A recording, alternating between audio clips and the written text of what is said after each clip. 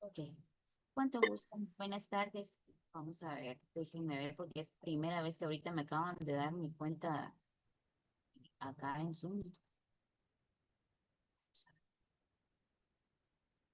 Bueno, yo creo que nosotros acá vamos a empezar a dar la clase. Bueno, para mí ha sido un gusto, pues nuevamente estar aquí con ustedes.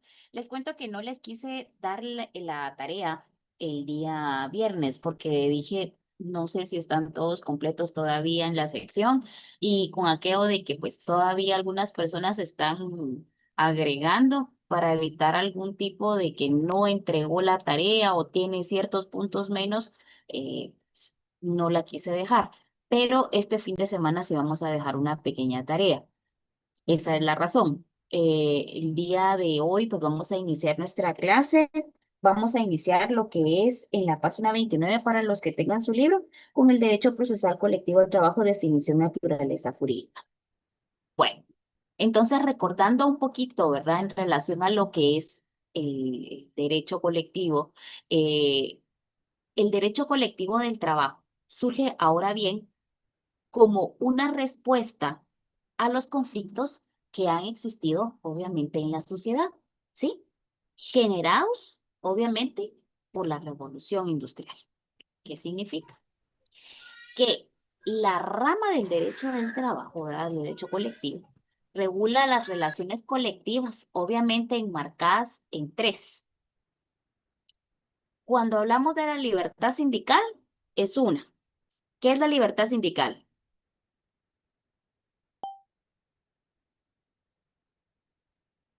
Ya lo vimos. ¿Qué es la libertad sindical? Es el hecho de poder abrir sindicatos en cualquier empresa, licenciado. Es el derecho, acuérdese que como abogado tenemos que fundamentar, es el derecho que es cierto, muy bien, Wilson, pero es un derecho que me da la Constitución de poder participar en cualquier sindicato, ¿sí? Es la libertad que tengo yo de poder elegir, no solamente me lo dice la Constitución, me lo dice también mi Código de Trabajo, ¿cierto o no? Chicos, vamos a ver, déjenme ver acá. Así es, licenciada, es el 102 de la Constitución y el 206 del Código de Trabajo. Correcto. Muy bien.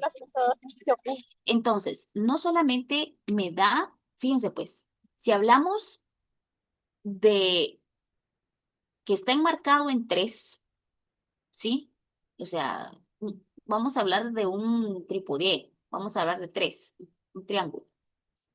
Sí, el primero es la libertad sindical, de lo que hablamos en la primera clase. Bueno, la segunda es una negociación colectiva. ¿Qué es la negociación colectiva?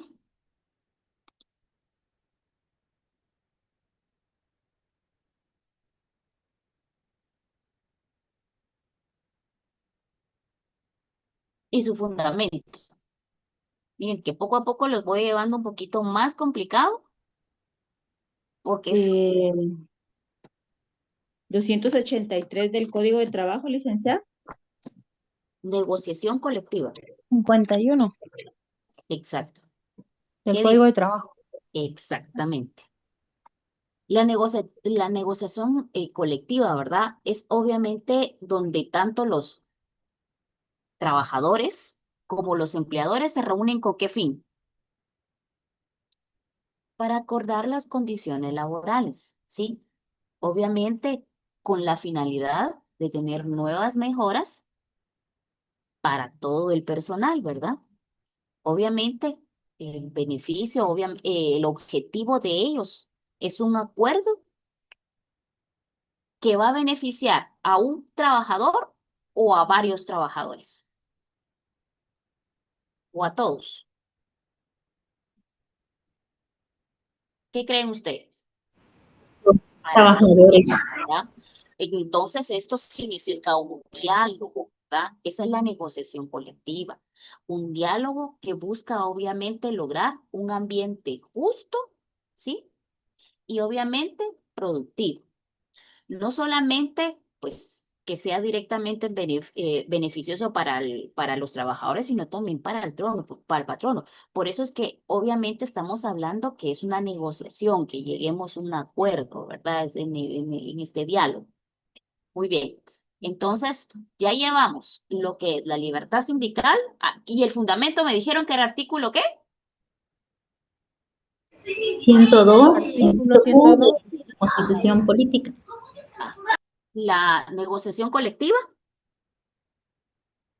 51, licenciada. 51 del Código de Trabajo. 51, ¿sí? 51 del Código de Trabajo. Muy bien. Pero también necesitamos del tercero, de la huelga. ¿Qué dijimos que era la huelga y su fundamento?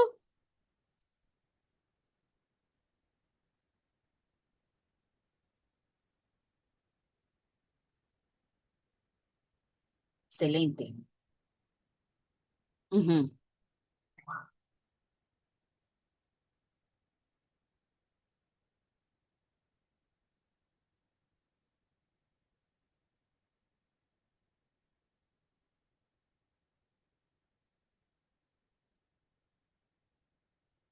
Excelente, excelente.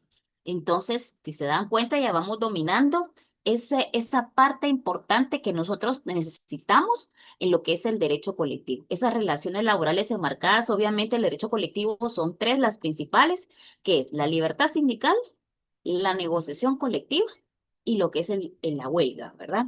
Entonces, obviamente, estos tres buscan, ¿qué cosa? Equilibrar el poder, tanto entre quién, entre el trabajador como el patrón, ¿cierto? Bueno, entonces vamos a lo que es la naturaleza, vamos a ver lo que es la definición del derecho procesal colectivo del trabajo. El derecho procesal del trabajo es una rama del derecho que regula los procedimientos judiciales y administrativos relacionados con las relaciones laborales. Su objetivo es garantizar la protección de los derechos de los trabajadores, de los empleadores, a través de un marco normativo específico que establece las reglas y procedimientos para la resolución de los conflictos laborales, como despidos injustificados, reclamaciones salariales, condiciones de trabajo y otros conflictos que pueden surgir en el ámbito del empleo. Este ámbito del derecho establece las reglas que permiten canalizar, resolver las disputas relacionadas con la negociación colectiva. La legalidad, o sea, ¿por qué quiero que ustedes sepan los términos? Porque la finalidad es que a la hora que cuando hablemos, usted ya sabe, sí, ya sé de lo que está hablando la licenciada. Entonces vamos a ir avanzando un poquito más, solamente que a la hora del examen, por favor, sepa manejar su código y anote ahí en grande para usted mismo no equivocarse, ¿sí? La interpretación de la convención convenios en general, cualquier conflicto que surja en el marco de las relaciones laborales colectivas. ¿Qué regula el derecho procesal colectivo del trabajo? Bueno, regula los procedimientos que permiten el conocimiento, la tramitación y la resolución de los conflictos colectivos de trabajo, especialmente aquellos de carácter económico-social. Entre los principales aspectos que abordan se encuentran las disputas surgidas en el proceso de negociación colectiva, la calificación y legalidad de la huelga, paros colectivos, la interpretación y ejecución de convenios colectivos, los procesos de conciliación y mediación y arbitraje, la naturaleza jurídica. La naturaleza jurídica del derecho procesal del trabajo tiene un carácter dual. ¿Por qué es dual? Porque es doble. Es un derecho frente al Estado, representa una garantía frente al Estado, ya que es el marco que permite que los trabajadores se organicen a negociar colectivamente y ejercer el derecho de huelga, conforme a lo previsto en la legislación, obviamente, nacional. Estamos hablando del Código de Trabajo. Y en convenios internacionales ratificados por Guatemala. Cuando hablamos en relación a convenios, nosotros podemos ver el convenio de negociación colectiva. Tenemos el convenio número 98, 87 y 151, si no estoy mal. Vamos a ir viéndolos poco a poco. De hecho, los voy a colocar en el chat de WhatsApp para que quede como lectura. Por otro lado, representará una garantía frente al Estado, ya que es un marco que permite a los trabajadores organizarse en negociaciones colectivamente y ejercer el derecho de huelga, conforme a lo previsto en la legislación nacional y en convenios internacionales ratificados Guatemala, que son los convenios de la OIT, en sentido que el Estado no solo reconoce estos derechos, sino que en el ejercicio de lo actuado como garante de los derechos colectivos laborales. Ahora bien, ese es un derecho frente al Estado. Ahora, porque es un derecho frente al empleador. Por otro lado, es un derecho frente al empleador, ya que permite a los trabajadores actuar colectivamente para defender sus intereses comunes en el marco de la relación laboral, a través de los sindicatos y otras formas de organización. Los trabajadores pueden ejercer la presión legítima de exigir condiciones más justas y de negociar colectivamente con los patronos. Esta doble dimensión convierte en el derecho procesal colectivo un instrumento de interés público, pues su funcionamiento no solo impacta a las partes directamente involucradas, sino que también influye en la paz laboral, el desarrollo económico, el equilibrio de las relaciones entre capital y trabajo. La naturaleza jurídica del derecho procesal colectivo del trabajo se puede explicar desde varios enfoques, ya que combina aspectos tanto del derecho sustantivo como el derecho procesal con una marcada función social. Rama especializada del derecho procesal laboral. Este campo del derecho se concibe como una especialización del derecho laboral, centrado en la solución de los conflictos que no afecta a una sola persona, sino que afecta directamente a un grupo de personas, como decíamos anteriormente, de trabajadores que actúan colectivamente, por razón que requiere procedimientos distintos y adaptados a la complejidad de los intereses en juego que no siempre se pueden resolver mediante mecanismos individuales. Por ejemplo, los mecanismos de garantía de derechos colectivos. Su función principal es hacer efectivos los derechos colectivos, reconocidos en las normas laborales y constituciones como la libertad sindical, la negociación colectiva y el derecho de huelga. No basta en que estos derechos estén consagrados en las leyes o tratados internacionales. Es necesario que existan mecanismos adecuados para su defensa y aplicación, y ahí entra en juego el derecho procesal colectivo. Ya se dieron cuenta entonces que son los tres pilares fundamentales prácticamente de lo que es el derecho procesal colectivo. La dimensión social y el interés público. Este tipo de proceso no solo busca resolver los conflictos entre las partes privadas, sino también mantener la estabilidad y la paz social. Por lo tanto, se considera que tiene una dimensión pública, ya que muchas veces los conflictos colectivos afectan el funcionamiento de servicios esenciales o sectores estratégicos para la economía y la sociedad. En consecuencia, el Estado tiene un papel activo, ya sea como un regulador o un mediador o incluso como parte interesada en ciertas circunstancias. Características principales. Para entender mejor esta rama del derecho es importante descargar algunas de sus características más relevantes. Por ejemplo, la colectividad de las partes. Cuando hablamos de la colectividad de las partes encontramos lo que son los sujetos, ¿sí? Cuando hablamos en relación a los sujetos, hablamos entonces de los sujetos de los procesos son individuos, no son individuos, sino organizaciones representativas como sindicatos o asociaciones patronales. Bueno, si hablamos por parte de los trabajadores, aquí me está diciendo que son sujetos del proceso, no son individuos. Si hablamos sujetos por parte de los trabajadores, ¿qué podríamos encontrar ahí? ¿Qué creen ustedes? ¿Alguien tiene alguna idea?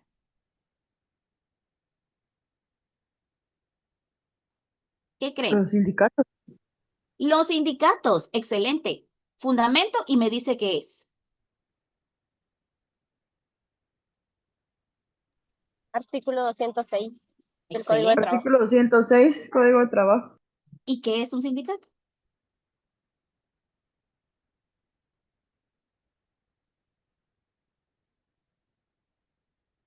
Es Ustedes, una asociación Ujú, ujú. permanente de trabajadores. ¿Qué? ¿Qué más?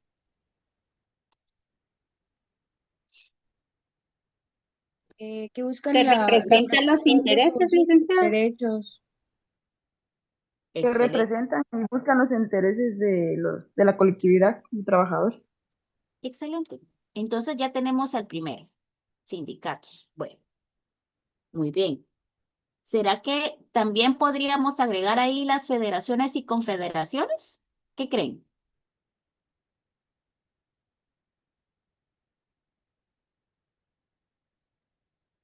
Yo considero que sí, licenciada, ya que es parte de.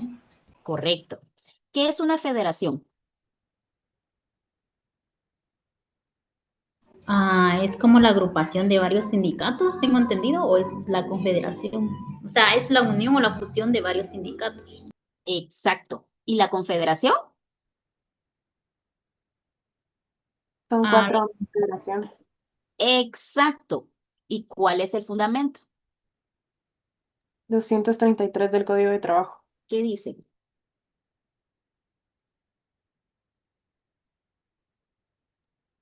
Cuatro o más sindicatos de trabajadores o de patronos pueden formar una federación y 4 o más federaciones de aquellos. Despacito, despacito. ¿Cuántos forman entonces? 4 o más federaciones 4 o de más trabajadores o patronos pueden formar una federación pueden formar una federación. ¿Ok? ¿Y qué más? y 4 o más federaciones de aquellos o de estos pueden formar una confederación. Ok, muy bien. Y por favor, ahí me relacionan el artículo 231, literal P.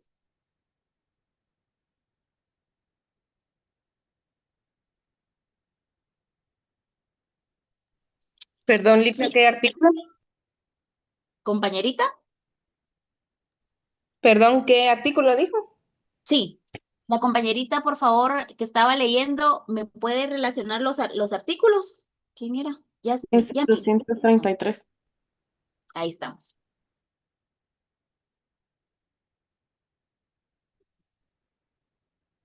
¿Con el qué artículo? perdón, licenciada, dijo artículo 231, literal B.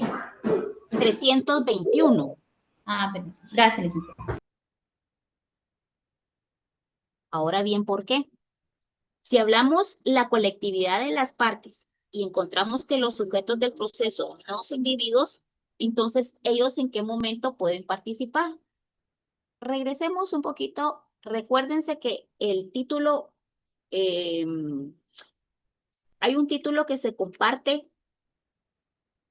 el derecho procesal individual con el derecho procesal colectivo. ¿Cuál es? El 10º. Ok, en el 10º. Porque aquí estamos hablando de lo que son los juzgados, los tribunales, las salas, ¿sí? Ok, entonces, ¿quiénes pueden participar en esa parte? El 321 me habla del procedimiento de los juicios de trabajo y previsión social, es oral, actuando e impulsando de oficio. Los tribunales, consecuentemente, es indispensablemente la permanencia de un juez en un tribunal durante la práctica de todas las diligencias de prueba. No es necesaria la intervención de asesorar en juicios. Sin embargo, las partes se hicieren asesorar, podrán actuar como partes. ¿Quiénes dice que pueden ser? A, encuentro a los abogados en el ejercicio. Pero si usted lee la literal B, encontramos los dirigentes sindicales asesorando a los miembros de sus respectivos sindicatos, federaciones y confederaciones. Por eso le dije que me relacionara, por favor, el 321 con el artículo 200, ¿qué? Y viceversa, ¿sí? Porque cuando nosotros no entendamos cómo se forma una federación o una confederación, ¿verdad? O quiénes pueden actuar dentro de un juicio, nosotros pues tenemos la ley a la mano. ¿sí? Entonces, federación, quedamos que es la agrupación de varios, ¿qué? Sindicatos. Sindicatos, 4 sindicatos o más. Ahora, cuando yo les pregunte, fundaménteme la forma en que se conforman, ya sabe el fundamento. Ahora bien, la confederación. Aquí estamos hablando de la agrupación de varias, ¿qué? Federaciones, ¿sí? Vamos en la página 34, donde dice la colectividad de las partes, ¿sí?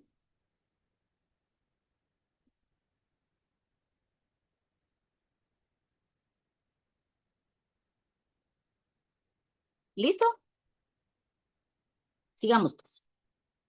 Bueno, entonces, estamos hablando en relación a los sujetos, en relación al derecho colectivo del trabajo, en relación a los trabajadores cuando se organizan, ¿verdad? Pueden ser por medio de sindicatos, federaciones, confederaciones. Cuando hablamos en relación a la colectividad de la parte, en relación a lo que son los sujetos del proceso. Aquí me está diciendo que no son individuos, sino organizaciones. Muy bien. Ahora, si fuera empleadores, ¿qué creen ustedes?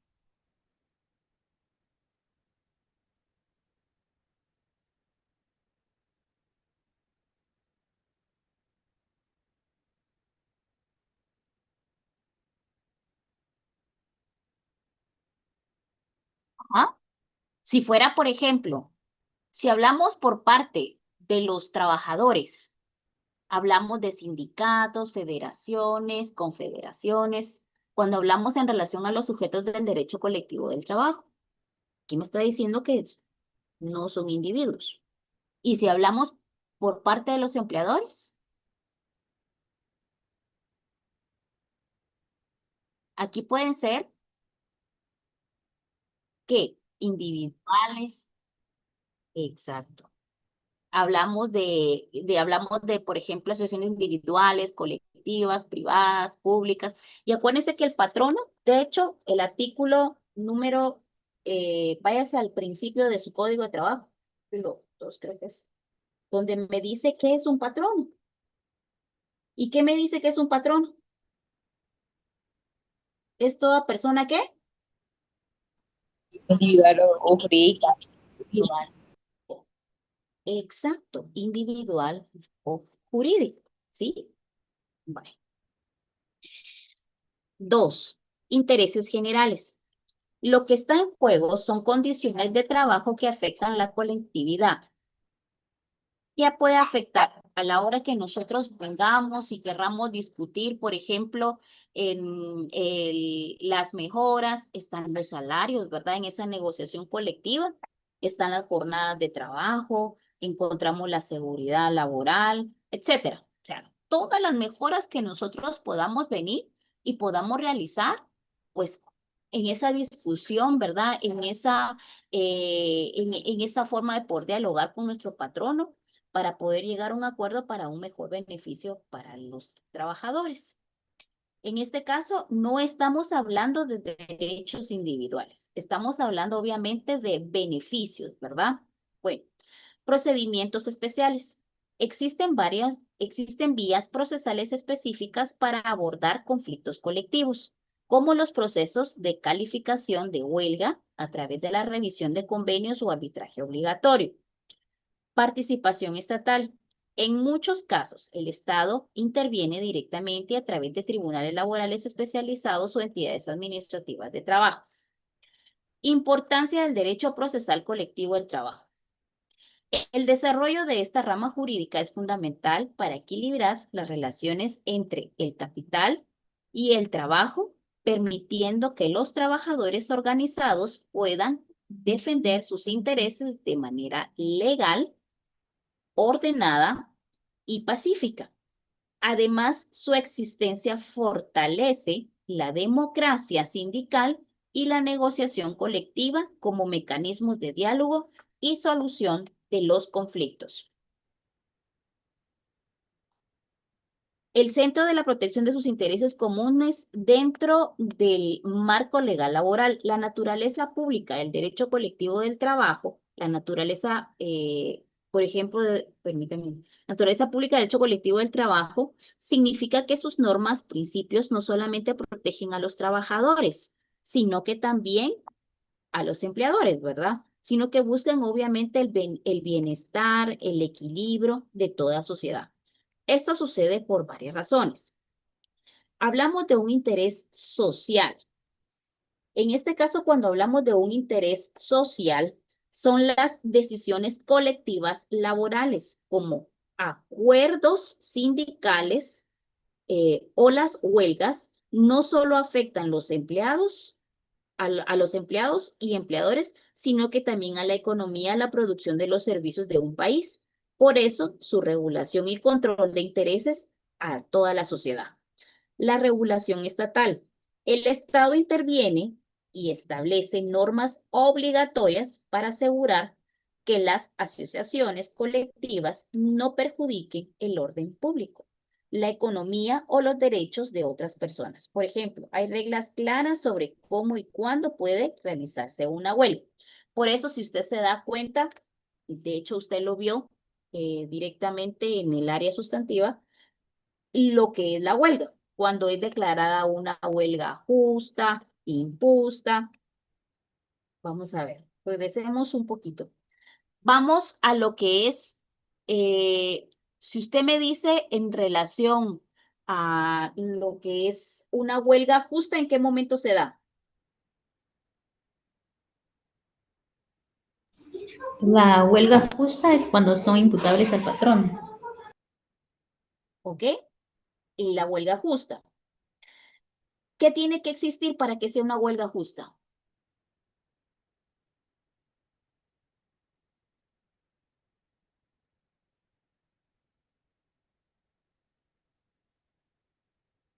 ¿Fundamento?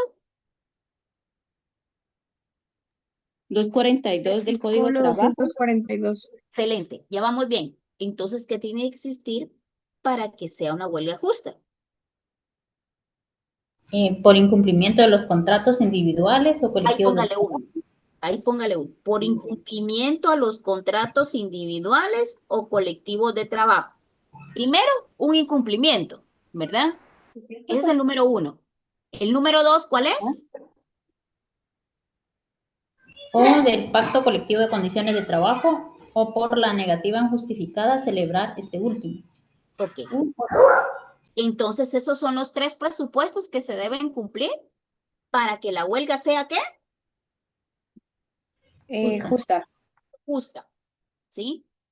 Ahora, ¿en qué momento entonces es cuando existe lo contrario? A justa. Cuando no concurra ninguno de los motivos, 242. Excelente, muy bien. Y pregunto yo, si la huelga se declara justa, ¿hay algún beneficio para sus trabajadores? Sí, por ejemplo, los sueldos que se dejaron de percibir en esos días, se los tiene que pagar y como también... ¿A todos? ¿A todos? Sí, a todos. Y salario doble. ¿En qué momento? Diles con esa pregunta. ¿En qué momento? Durante el tiempo Mientras que dure la huelga. Dice, pongamos, si la huelga se declara justa, los tribunales de trabajo y previsión social deben condenar al patrono al pago de los salarios correspondientes a los días en que estos hayan holgado. Los trabajadores que por la naturaleza de sus funciones deban laborar durante el tiempo que dure la huelga tendrán derecho a salario doble. Entonces no es para todos, ¿o sí? No, solo eso aquellos ya. trabajadores que por la naturaleza de su trabajo no pueden salir y participar en la huelga. Y como por ejemplo, hay algunas personas ¿qué creen ustedes? Que la norma me dice que no pueden apartarse si hay huelga. ¿En qué casos me pueden dar ustedes un ejemplo? Los médicos, Yo diría como por ejemplo, en empresas, tesoreros. Ah, ok, muy bien. ¿Y si yo les pido que me fundamenten su respuesta? El artículo 243 indica que no podrán llegar a realizar una huelga los trabajadores de empresas de transporte, trabajadores de clínicas, hospitales, higiene, aseo público. Ujú. Muy bien. El 243 dice, el inciso A, los trabajadores, si quieren en grande, pongan ese artículo. Trabajadores que no pueden realizar huelga. ¿Sí? O sea, esas son las limitaciones de la huelga. Los trabajadores de la empresa de transporte mientras se encuentren de viaje y no hayan terminado este. Imagínense que la empresa está en huelga y resulta que él lleva el furgón y va por, ¿qué le dijera yo? El Salvador y tiene que llegar a Canadá. ¿Será que puede dejar parqueado el furgón? No, ¿verdad? Tiene que llegar a su destino. Bueno, los trabajadores de las clínicas, hospitales, higiene, aseos públicos que laboren en empresas que proporcionen energía motriz, alumbrado, telecomunicaciones y plantas de procesamiento y distribución de agua de servicio de las poblaciones mientras no se proporcione el personal necesario para evitar que se suspendan tales servicios sin causar un daño grave e inmediato a la salud y la economía pública.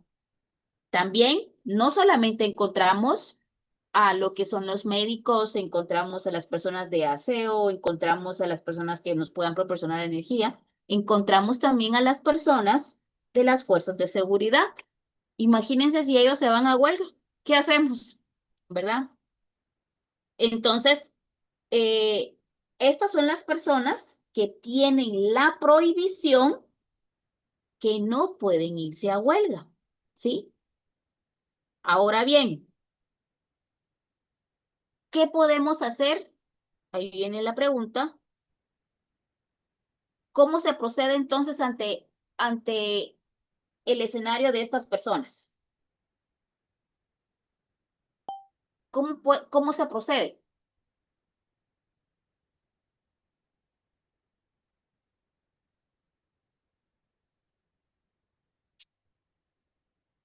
Se convocará se convocará a las partes a un conflicto de audiencia que se celebrará dentro de las 24 horas siguientes a las notificaciones respectivas. Entonces, paso 1, póngale ahí número 1, convocará a las partes en conflicto a una audiencia. Ese es el primer paso. Póngale 1 en número grande ahí. ¿Sí? Que se debe celebrar dentro de las 24 horas siguientes a las notificaciones respectivas para que se establezca un servicio mínimo mediante de turnos de emergencia. O sea, todos no se pueden ir a huelga, se puede ir un porcentaje, pero tiene que existir un listado de turnos debidamente organizado. Paso número 2, ¿cuál es?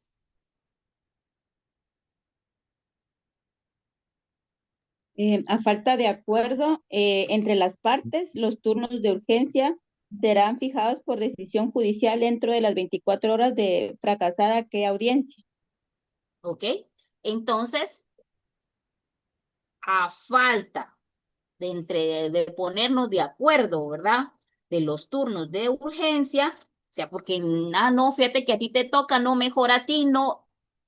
A falta de acuerdo entre las partes, los turnos de emergencia serán fijados por decisión ¿qué?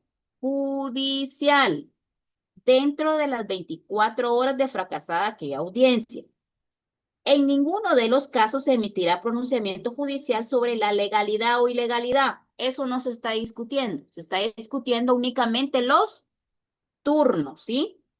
Si no se ha cumplido previamente con fijar el servicio mínimo a que se refiere este artículo, los turnos de emergencia para asegurar la prestación de un servicio mínimo se fijará entre el 20 y 30% total de los trabajadores de la empresa, establecimiento o negociación que se trate, o en los casos de huelga gremial, de los trabajadores de la misma profesión o oficio dentro de cada empresa, estableciendo establecimiento o negocio, ¿verdad? Entonces, estos son los 3 pasos de cómo estas personas que nos habla el artículo 243 pueden irse a huelga, ¿verdad? Por medio de turnos, ponernos de acuerdo, si no hay un acuerdo, pues entonces ya actúa la vía judicial, ¿verdad? Y entonces lo primordial es que estas personas, o sea, nosotros, el resto de personas, pues no nos veamos afectados porque ellos obviamente también tienen su derecho de irse a huelga, ¿verdad? ¿Estamos? Esto es cuando es justa e injusta. Cuando hablamos en relación, por ejemplo, a lo que es ilegal, ¿en qué momento lo hablamos que es una huelga ilegal? ¿Dónde empieza el tercer paso? Abajo. Ahorita le digo. Los turnos de emergencia para asegurar la prestación de un servicio mínimo se fijará entre el 20 y 30%. O sea, aquí estamos hablando del porcentaje de cómo se puede dividir los turnos, ¿sí? Ahora sí, Yanitza. ¿Ya? Ok, listo pues. Bueno, muy bien. Ahora bien, pregunto, ¿cuándo es ilegal? La huelga ilegal está en el 239. ¿Qué dice? Dice, la huelga ilegal es la que no llena los requisitos que establece el artículo 238. No llena los requisitos que establece el artículo 241. Entonces, yo tengo acá mi libro 238, Liz. 38 está En el derogado, artículo me parece. 244, licenciado. 241. ¿Qué dice el 241? El Para de la huelga aclarar ilegal, una huelga licenciada, es el legal. 244. Ajá. Ah, Cuando pues. una huelga sea declarada ilegal y los trabajadores la realizaren, el tribunal debe fijar al patrono un término de 20 días durante el cual éste, sin responsabilidad de su parte, podrá dar por terminado los contratos de trabajo de los laborantes que holgaren. Las mismas reglas rigen en los casos de huelga, de hecho o ilegítima. Quedan a salvo las sanciones penales que en contra de los huelguistas impongan los tribunales comunes. Los nuevos contratos que celebre el patrono no pueden contener condiciones inferiores a las que en cada caso rigieron antes de realizarse el movimiento de huelga. ¿Ok? Bueno, entonces, cuando hablamos de una huelga ilegal, estamos hablando que no llena los requisitos del 241, ¿sí? Y cuando es, por ejemplo, para declarar una huelga legal, tiene que tener los requisitos que están en el 241. Pero de todas formas, la huelga, el requisito esencial que debe de tener, y esta es pregunta de privado, ¿cuál es el requisito esencial de una huelga? Vayas al 239. La huelga es la suspensión y abandono temporal del trabajo es una empresa acordados, ejecutados y mantenidos ¿qué? Pacíficamente. Ese es el propósito de una huelga, ser pacíficos, ¿sí? No de una forma conflictiva. Y ese artículo lo puede relacionar, el 239, con el artículo, ahorita le digo, 104 de la Constitución Política de la República de Guatemala, que me dice el derecho de huelga y paro. Se reconoce el derecho de huelga para ejercido de conformidad con la ley. Después de agotado todos los procedimientos de conciliación, estos derechos podrán ejercerse únicamente por razones de orden económico-social. Las leyes establecerán los casos y situaciones en que serán permitidos la huelga y el paro. Entonces, si usted quiere, por ejemplo, reforzar su respuesta del 239, puede hacerlo con el artículo 104 de la Constitución Política de la República de Guatemala. Bueno, sigamos pues. Regulación estatal. Segundo. El Estado interviene o establece normas obligatorias para asegurar las acciones colectivas que no perjudiquen el orden público, la economía o los derechos de las otras personas. Si usted se da cuenta, pues, ¿por qué tratamos que la huelga, pues, haya un procedimiento, incluso con las personas que, pues, no pueden irse a huelga?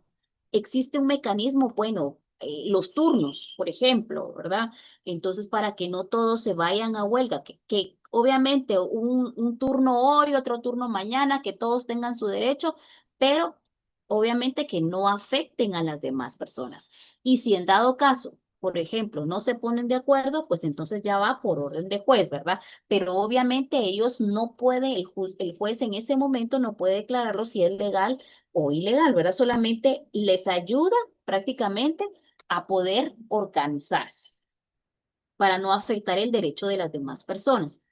Una protección de derechos fundamentales. El trabajo y la organización sindical son derechos protegidos constitucionalmente en muchos países. Por ello, el Estado debe garantizar que estos derechos colectivos se ejerzan de manera adecuada y justa, pensando siempre en el interés general.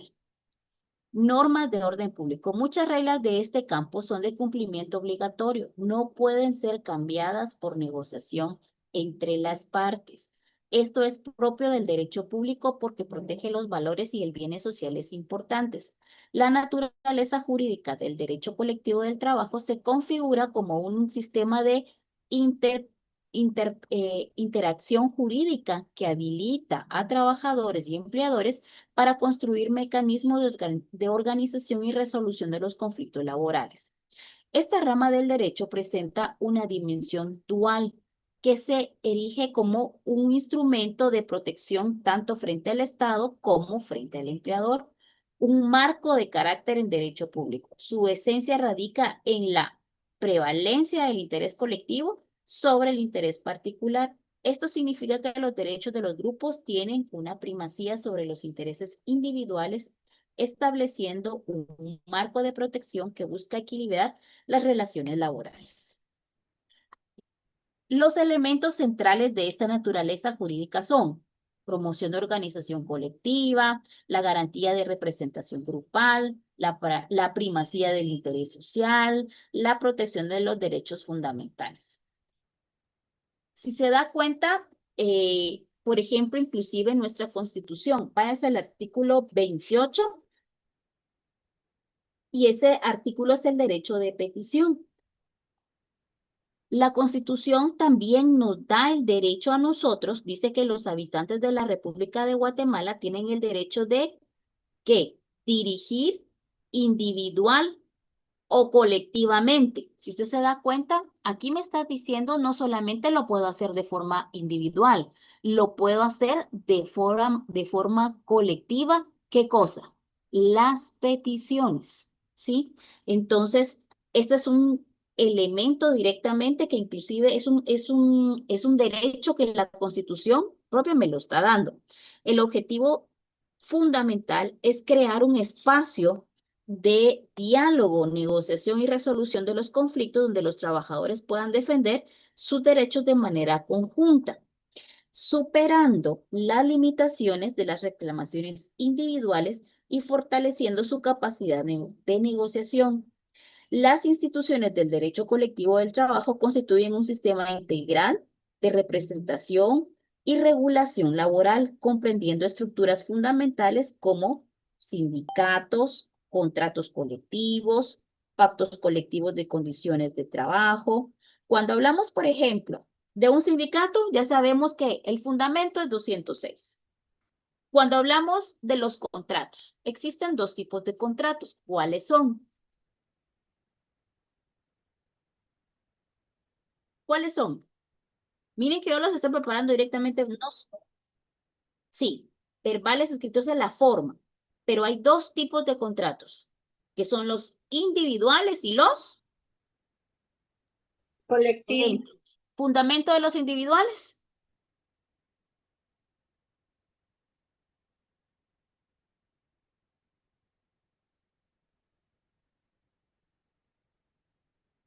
Artículo 18, contrato individual de trabajo, y artículo 38 del contrato colectivo. Esos son los dos tipos de contratos que existen, ¿sí? O es individual o es colectivo, ¿verdad? Entonces, el individual, su característica es, obviamente, sea cual fuera su denominación, es un vínculo jurídico económico mediante el cual el contrato individual debe tener 5 características. La primera es un vínculo jurídico económico, ¿sí? Mediante el cual una persona, trabajador, queda obligada a prestar sus servicios a un patrón. Obviamente, el número 2, presta sus servicios personales o a ejecutarle una obra personalmente. Número 3, sus servicios personales o ejecutarle una obra, bajo dependencia continuada. Número 3 es bajo dependencia continuada. Número 4, dirección inmediata. Y número 5, ¿a cambio de qué? De una retribución económica. Eso es en caso de un contrato individual. Ahora bien, un contrato colectivo es el que se celebra entre uno o varios sindicatos de trabajadores o uno o varios de patronos o uno o varios sindicatos de patronos por virtud del cual el sindicato o sindicatos de trabajadores se comprometen bajo su responsabilidad a que algunos o todos de sus miembros ejecuten labores determinadas mediante una remuneración que debe ser ajustada individualmente para cada uno de estos y percibida en la misma forma. Entonces, esos son los dos tipos de contratos, ¿sí? Cuando hablamos, entonces, pilas, si yo leo, mire, fundamento, aquí vamos relacionando el área sustantiva con el área procesal, ¿sí? Cuando hablamos de los contratos colectivos. Cuando hablamos de un pacto colectivo de condiciones de trabajo, ¿qué artículo podemos mencionar?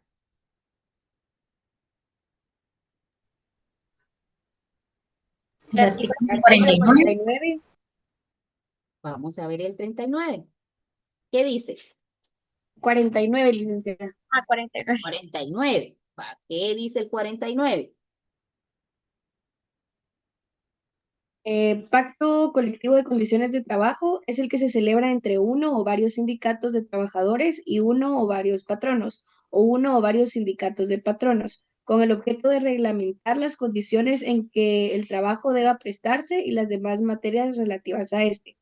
El pacto colectivo de condiciones de trabajo tiene carácter de ley profesional y a sus normas deben adaptarse todos los contratos individuales o colectivos existentes o que luego se realicen en las empresas, industrias o regiones que afecten. Las disposiciones de los artículos 45 a 52 inclusive son aplicables al pacto colectivo de condiciones de trabajo en los que fueren compatibles con la naturaleza esencialmente normativa de este. Ok. Ahora bien, excelente. Si yo le pregunto a usted, el pacto colectivo es conocido como ley profesional, ¿qué me diría?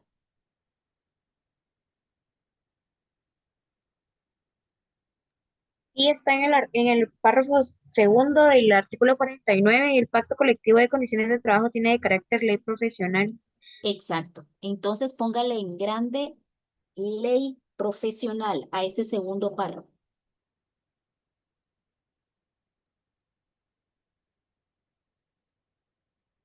¿Ya?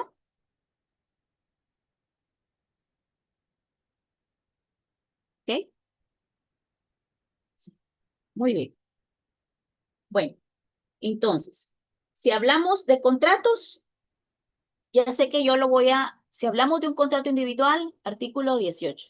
Si hablamos de un contrato colectivo, ahora ya sabemos que es el artículo 30 ¿y qué? 8. Excelente. Si hablamos de pactos, ¿está el fundamento de qué artículo? 49. 49. Código de Trabajo. Bueno, muy bien. Miren, pues, si se da cuenta, el manejo de nuestro código tiene que ir incrementando día con día. Voy lo más despacio posible, pero mi intención es que al finalizar este curso, usted esté preparada para decir el derecho colectivo no es difícil. A muchos no les gusta porque es un poco difícil entenderlo, pero es muy bonito. Después ustedes ya van a opinar en relación a las noticias, pero vamos paso a paso. Vamos a ir discutiendo un tema después, pero primero quiero que ustedes sepan cómo fundamentar qué significa, por ejemplo, así como hablamos de mí, la negociación colectiva, podemos poner un tema, lo podemos poner en discusión, inclusive en clase, de forma presencial o virtual, como ustedes gusten, pero quiero que ustedes me puedan sustentar su respuesta en base a la ley. ¿Sí? Esa es mi intención. Ok, los voy a dejar descansar acá. Creo que hemos hecho un buen trabajo. El trabajo es en equipo, tanto pues, de ustedes para acá como de acá para allá, ¿verdad? Esa es mi intención. Y mi intención es que maneje su código en el área colectiva. Esa es mi intención y compromiso con ustedes.